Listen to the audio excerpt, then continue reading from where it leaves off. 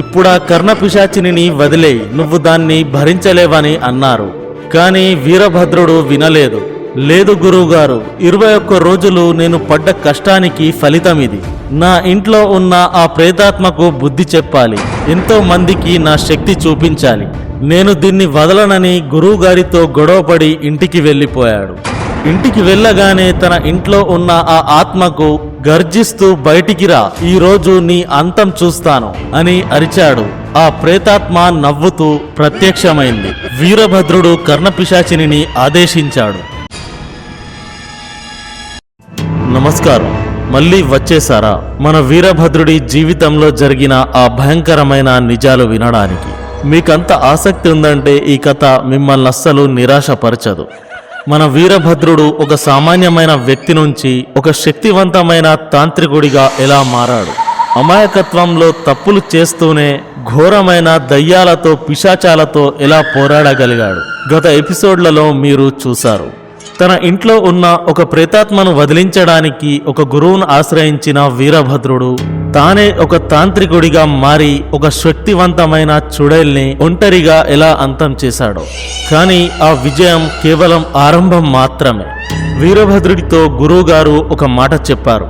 వీరభద్ర, నువ్వు శక్తులను సాధించాలంటే కర్ణపిశాచిని సాధన చెయ్యాలి. ఇది నీకు పెద్ద పరీక్ష. ఇందులో గెలిస్తే నీకు తిరుగుండదు, ఓడిపోతే నీ ప్రాణాలు దక్కవు. మరి మన వీరభద్రుడు ఆ పరీక్షలో నెగ్గాడా? అసలు కర్ణపిశాచినంటే ఏమిటి? ఈ రోజు కథ మీ వెన్నులో వణుకు పుట్టించడం ఖాయం. హెడ్ ఫోన్స్ పెట్టుకోండి, గదిలో లైట్లు ఆర్పేయండి, ఎందుకంటే ఇది భయం పుట్టించే సమయం. శ్మశాన వాటికలో మండుతున్న చితిమంటల మధ్య మన వీరభద్రుడు గురువుగారితో మాట్లాడుతున్నాడు. వీరభద్రుడికి అప్పటి వరకు కర్ణపిశాచినంటే ఏంటో తెలియదు. ఏదో అందమైన అమ్మాయి వచ్చి తనను పెళ్లి చేసుకుంటుందేమోనని లోపల లోపల సిగ్గుపడుతున్నాడు. కానీ గురువుగారు గంభీరంగా నవ్వుతూ ఇలా అన్నారు. వీరభద్ర, కర్ణపిశాచినంటే నీ పక్కన నడిచే మనిషి కాదు, ఆమె నీ చెవిలో నివాసం ఉంటుంది. నీకు భూత, భవిష్యత్, వర్తమాన కాలాల గురించి రహస్యంగా చెబుతుంది. వీరభద్రుడు ఒక్కసారిగా ఉలిక్కిపడ్డాడు. చెవిలోనా? అంత పెద్ద పిశాచి నా చెవిలో ఎలా దూరుతుంది? గురువుగారు, నా చెవి పగిలిపోదా అని అమాయకంగా అడిగాడు. ఆ మాట విన్న గురువుగారికి కోపం వచ్చింది. కానీ వీరభద్రుడిలో ఉన్న ఆ పసిపిల్లాడి మనస్తత్వమే నచ్చింది. ఎవరూ చేయలేని పనులను వీరభద్రుడు తన మొండితనంతోనే చేయగలడని గురువుగారికి తెలుసు. గురువుగారు వివరించడం మొదలుపెట్టారు. ఈ సాధన సాధారణమైనది కాదు, దీనికి కనీసం 7 రోజులు పడుతుంది. ఏమాత్రం పొరపాటు జరిగినా 21 రోజు వరకు సాగుతుంది. ఒక్కోసారి నీ ప్రాణాలు కూడా పోవచ్చు. ఆ శక్తి చాలా శక్తివంతమైనది. అది ఏమడుగుతుంది, ఏం చెప్తుంది అర్థం చేసుకోవడం చాలా కష్టం. వెంటనే మన వీరభద్రుడు, నేను చేస్తాను గురువుగారు, 7 రోజుల్లోనే సాధిస్తాను, సాధించి చూపిస్తానని పట్టుబట్టాడు. గురువుగారు ముందుగానే హెచ్చరించారు, ఎవరూ లేని చోటుకి వెళ్ళు. సాధన మధ్యలో ఎవరైనా అడ్డొస్తే ఆ పిశాచిని కోపం నీ మీద కంటే వచ్చిన వ్యక్తి మీదే ఎక్కువగా ఉంటుంది. అది ఎవరినైనా చంపేయగలదు, జాగ్రత్త. వీరభద్రుడు తన సంచి సదురుకొని నల్లమాల అడవి ప్రాంతానికి బయలుదేరాడు. ఆ అడవిలో చాలా లోపలికి వెళ్ళి అక్కడొక పాడుబడ్డ దారి పక్కన కూర్చున్నాడు. రాత్రి 12 గంటల సమయం. గురువుగారు చెప్పిన మంత్రాలు జపించడం మొదలుపెట్టాడు. కర్ణపిశాచిని రాబోయే ముందు కొన్ని గుర్తులు కనిపిస్తాయని గురువుగారు చెప్పారు. గాలిలో ఒక అమ్మాయి నవ్వు వినిపించడం, మసక మసక ఒక రూపం కనిపించడం వంటివి. 2 గంటల జపం తర్వాత హఠాత్తుగా మన వీరభద్రుడికి ఒక అందమైన నవ్వు వినిపించింది. ఆహా, గురుగారు చెప్పింది నిజమే, కర్ణపిశాచిని వచ్చేసిందని మురిసిపోయాడు. ఆ నవ్వు ఎటు నుంచి వస్తుందో వెతుకుతూ అడవి లోపలికి వెళ్ళాడు. కొంత దూరంలో పెద్ద పెద్ద చెట్లు అతనికి అడ్డుగా ఉన్నాయి. వాటిని దాటి చూడగానే అతనికి నీటి శబ్దం వినిపిస్తుంది. కర్ణపిశాచిని కాలం అనే సముద్రంలో ఈదుతుంటుందని గురుగారు చెప్పారు కదా, బహుశా ఇదే ఆ కాల ప్రవాహం కావచ్చని అనుకుంటూ అడ్డుగా ఉన్న ఆ గోడనెక్కి అవతలికి దూకాడు. భవీమని నీళ్లల్లో పడ్డాడు. కానీ అది కాలం అనే సముద్రం కాదు, అడవి మధ్యలో ఉన్న ఒక ఫామ్ హౌస్ లోని స్విమ్మింగ్ పూల్. అక్కడ 2 అమ్మాయిలు ఈత కొడుతున్నారు. అర్ధరాత్రి పూట ఒక గుండుగాడు గడ్డంతో ధోతి కట్టుకొని నీళ్లలో పడడంతో వాళ్ళు గట్టిగా కేకలు వేశారు. అది చూసిన వీరభద్రుడి మైండ్ బ్లాక్ అయింది. సెక్యూరిటీ గార్డులు దొంగ దొంగ అంటూ వస్తున్నారు. తడిచిన బట్టలతో ఆ జారుతున్న గోడలు ఎక్కలేక ప్రాణాలు అరచేతిలో పెట్టుకొని ఎలాగోలా బయటపడి అడవిలోకి పరిగెత్తాడు. 4 గంటల పాటు సెక్యూరిటీ వాళ్ళు అడవంతా వెతికారు. ఆ రాత్రంతా మన వీరభద్రుడు ఒక పెద్ద చెట్టెక్కి దాక్కున్నాడు. తెల్లారేసరికి వణుకుతూ గురువు దగ్గరికి చేరాడు. తెల్లారి జామున శ్మశానంలో గురువు ముందు తలదించుకొని నిలబడ్డాడు. వీరభద్రుడికి జరిగిన విషయం చెప్పడానికి సిగ్గనిపిస్తుంది. కానీ గురువుగారు వదలలేదు. ఏమైంది? కర్ణపిశాచిని భయపెట్టించిందా లేక గాయపరిచిందా అని అడిగారు. వీరభద్రుడు సిగ్గుపడుతూ జరిగిందంతా చెప్పాడు. గురువుగారు నవ్వు ఆపుకోలేకపోయారు. తర్వాత కోపంతో ఊగిపోతూ, అరే వెధవా, అడవిలలో ఫామ్ హౌస్ ఉంటుందని తెలియదా? ఆడపిల్లల నవ్వు వినగానే కర్ణపిశాచిననుకుంటావా? ఈసారి ఎవ్వరూ లేని లోతైన అడవుల్లోకి వెళ్ళని చెప్పారు. మధ్యాహ్నం భోజనం ముగించుకొని మన వీరభద్రుడు ఆ అడవిలో చాలా లోపలికి వెళ్ళాడు. అక్కడొక చిన్న చెరువు పక్కనే ఒక గుహలాంటిది ఉంది. ఇక్కడ ఖచ్చితంగా ఎవరూ రారని నిశ్చయించుకొని మళ్ళీ సాధన మొదలుపెట్టాడు. రాత్రి 12 గంటలు దాటింది. హఠాత్తుగా ఆ గుహ లోపల నుంచి శబ్దాలు రావడం మొదలైంది.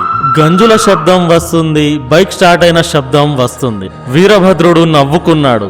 ఓహో, కర్ణపిశాచిని నన్ను మోసం చేయాలని చూస్తుంది. అడవి మధ్యలో బైక్ ఎక్కడి నుంచి వస్తుంది? ఇదంతా మాయా. ధైర్యంగా ఆ గుహలోపలికి వెళ్ళాడు. గురువు చెప్పినట్టు మంత్రాలు గట్టిగా చదువుతున్నాడు. కానీ లోపల చూస్తే టేబుళ్లు, కుర్చీలు, ఫ్యాన్లు, లోపల బోలెడన్ని వస్తువులున్నాయి. అక్కడ ముఖానికి ముసుగులు వేసుకున్న 2 వ్యక్తులున్నారు. వాళ్ళు దయ్యాలు కాదు, దొంగలు. ఊర్లలో దొంగతనం చేసిన సామాన్లను అక్కడ దాచిపెడతారు. వీరభద్రుడు వాళ్ళని చూసి కర్ణపిశాచి కర్ణపిశాచి అని మంత్రాలు చదువుతుంటే వాళ్లలో ఒక దొంగ వచ్చి వీరభద్రుడి గుండుపై ఒక్కటి లాగి కొట్టాడు. ఆ దెబ్బకు వీరభద్రుడు కింద పడిపోయాడు. వాళ్ళు వీరభద్రుడిని చంపేయాలని చూస్తున్నారు. అప్పుడు వీరభద్రుడిలోని తాంత్రికుడు నిద్రలేచాడు. తన సంచిలో ఉన్న వెల్లిపాయ, కారం, మసాలాను తీసి వాళ్ళ ముఖాలపై విసిరాడు. అక్కడి నుంచి తప్పించుకొని పోలీస్ స్టేషన్కి వెళ్లి ఆ దొంగల సమాచారం ఇచ్చాడు. మరుసటి రోజు గురుగారి దగ్గరికి వెళ్ళినప్పుడు వీరభద్రుడి ఒళ్ళంతా గాయాలున్నాయి. ఈసారి అమ్మాయా లేక దొంగలా అని గురువుగారు వెక్కిరించారు. వీరభద్రుడు ఏమీ చెప్పుకోలేక బాధతో నిలబడ్డాడు. అప్పుడు గురువుగారు తానే ఒక అడవి ప్రాంతాన్ని చెప్పారు. అక్కడ మనుషులెవరూ తిరగరు, దయ్యాలు తిరుగుతుంటాయి, కానీ అవి నిన్నేం చేయవు. అక్కడ కూర్చొని సాధన చేయని అన్నారు. వీరభద్రుడు అక్కడికి చేరుకున్నాడు. అది చాలా భయంకరమైన చోటు. చుట్టూ గుడ్లగూపల అరుపులు. మళ్ళీ సాధన మొదటి నుంచి మొదలుపెట్టాడు. ఈసారి తన ఏకాగ్రత చెదరనివ్వలేదు. రాత్రంతా మంత్రాలు చదువుతుంటే ఒక్కసారిగా తన చెవిలో గంటల శబ్దం వినిపించింది. గుడిలో గంటలు కొట్టినట్టుగా ప్రతిధ్వనిస్తుంది. ఆ రోజు రాత్రి సాధన పూర్తి చేసి మరుసటి రోజు ఉదయం గురువుగారి దగ్గరికి వెళ్ళి చెప్పాడు. గురువుగారు సంతోషంతో అది కర్ణపిశాచినిచ్చే మొదటి సంకేతం, నువ్వు సరైన దారిలోనే ఉన్నావు అని అన్నారు. అలా 7 రోజులు గడిచాయి. 8వ రోజు వీరభద్రుడికి అడవిలో ఒక మసక రూపం కనిపించింది. అదొక చెట్టు మీద కూర్చొనుంది. గాలిలో తేలుతూ అతని వైపు రావడం మొదలుపెట్టింది. 10వ రోజు ధ్యానంలో ఉండగా అతని భుజం మీద ఏదో బరువు అనిపించింది. ఎవరో తన భుజాల మీద కూర్చున్నట్టు, కాళ్లను తన ఛాతీ మీద వేసినట్టు అనిపిస్తుంది. వీరభద్రుడు మురిసిపోయాడు. వచ్చేసింది, కర్ణపిశాచిని నా భుజం ఎక్కింది అని అనుకుంటూ మెల్లగా తన చేతితో తన కాళ్లను నెమిరాడు. ఆ కాళ్ల మీద చాలా వెంట్రుకలున్నాయి. పిశాచినికి ఇన్ని వెంట్రుకలా అని కళ్ళు తెరిచి చూడగా అది పిశాచి కాదు, ఒక పెద్ద కోతి. ఆ అడవిలోని కోతుల గుంపు వీరభద్రుడికి చుట్టుముట్టాయి. ఆ కోతి వీరభద్రుని చెవి కొరకడం మొదలుపెట్టింది. వీరభద్రుడు నన్ను వదులు, నేను సాధనలో ఉన్నా అని అరుస్తున్నా అది వదలలేదు. చివరకు మళ్ళీ తన సంచిలో ఉన్న వస్తువులతో వాటిని తరిమికొట్టాడు. ఎన్ని ఆటంకాలు ఎదురైనా వీరభద్రుడు పట్టు వదలట్లేదు. చివరకు 21వ రోజు రానే వచ్చింది. ఆ అడవిలో ఆ రాత్రి నిశ్శబ్దం ఆవహించింది. గాలి కూడా ఆగిపోయింది. వీరభద్రుడి చెవిలో ఒక మధురమైన కానీ భయంకరమైన స్వరం వినిపించింది. వీరభద్ర, నీ పట్టుదల నాకు నచ్చింది. నువ్వు నన్ను సాధించావు. నేను నీ చెవిలోనే ఉంటాను. నువ్వేమడిగినా చెబుతాను. అది విన్న వీరభద్రుడి ఆనందానికి హద్దుల్లేవు. మరుసటి రోజు గురువుగారి దగ్గరికి వెళ్ళాడు. గురువుగారు ఒక పరీక్ష పెట్టారు. తన అరచేతిలో కొన్ని గవ్వలు దాచుకొని, ఎన్ని గవ్వలున్నాయో నీ పిశాచిని అడిగి చెప్పని అన్నారు. వీరభద్రుడు అడగగానే ఆ పిశాచిని వెంటనే 5 గవ్వలని చెప్పింది. వీరభద్రుడు అదే చెప్పాడు. గురువుగారు చెయ్యి తెరిచి చూస్తే సరిగ్గా 5 గవ్వలున్నాయి.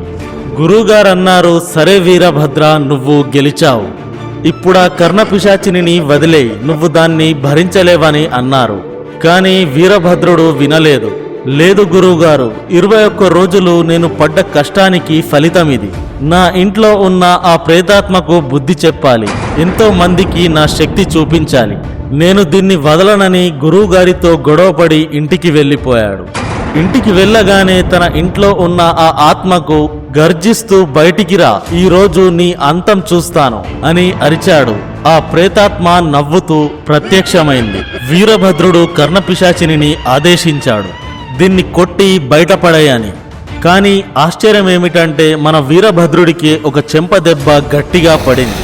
అతను కూర్చున్న మంచం గాలిలో లేచి బయటపడిపోయింది.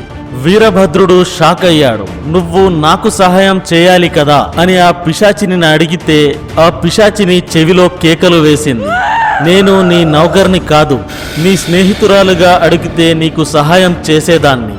నన్ను పని మనిషిలా వాడుకోవాలని చూస్తే నిన్ను చంపేస్తాను అంటూ వీరభద్రుడి ఒళ్ళంతా గోర్లతో గీరింది. వీరభద్రుడికి అప్పుడు అర్థమైంది తానెంత పెద్ద తప్పు చేశాడో. అక్కడి నుంచి వీరభద్రుడు గురువు దగ్గరికి పరిగెత్తుతున్నాడు. దారిలో పిశాచిని చెవిలో అరుస్తుంది. దారిలో పోలీసులున్నారు, వాళ్లను కొట్టు, లేదంటే నీ తల పగిలిపోయేలా అరుస్తాను. వీరభద్రుడు ఎంత వద్దన్నా వినకుండా అతని చెవిలో భయంకరమైన శబ్దాలు చేస్తుంది. భరించలేక వీరభద్రుడు వెళ్ళి ఆ పోలీసులను కొట్టాడు. వాళ్ళు వీరభద్రునికి లాకప్లో వేసి చితక్కొట్టారు. కొట్టి కొట్టి వాళ్ళు వదిలేశారు. చివరకు గురువుగారి దగ్గరికి వచ్చి కాళ్ళ మీద పడ్డాడు. గురువుగారు, నన్ను కాపాడండి, ఇది నన్ను చంపేస్తుందని ఏడ్చాడు.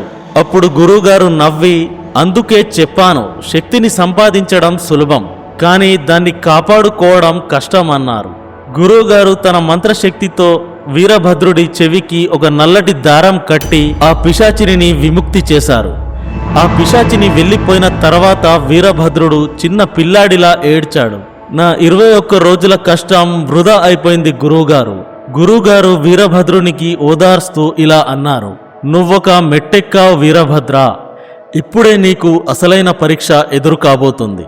నల్లమాల అడవిలో ఒక మాయదయ్యం తిరుగుతుంది.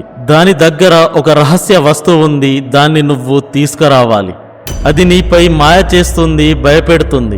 అది రూపాన్నైతే ఇట్టే మార్చుకోగలదు, ఏ రూపంలోనైనా రాగలదు. జాగ్రత్త. మరి మన వీరభద్రుడు ఆ మాయాదయ్యాన్ని ఎలా ఎదుర్కొన్నాడు? ఆ రహస్య వస్తువేంటి? అది తెలుసుకోవాలంటే వచ్చే ఎపిసోడ్ వరకు ఆగాల్సిందే. ఓకే ఫ్రెండ్స్, మన వీరభద్రుడి ఈపీ ఎలా అనిపిస్తుందో కామెంట్లో తెలియజేయండి. నచ్చితే లైక్ వేసుకోండి. ఇలాంటి మరిన్ని కథల కోసం మన ఛానల్ని సబ్స్క్రైబ్ చేసుకోండి. ఈ వీడియోను ఇంతసేపు వీక్షించినందుకు ధన్యవాదాలు. మళ్ళీ వచ్చే ఎపిసోడ్లో కలుద్దాం. అంతవరకు సెలవు. జాగ్రత్తగా ఉండండి.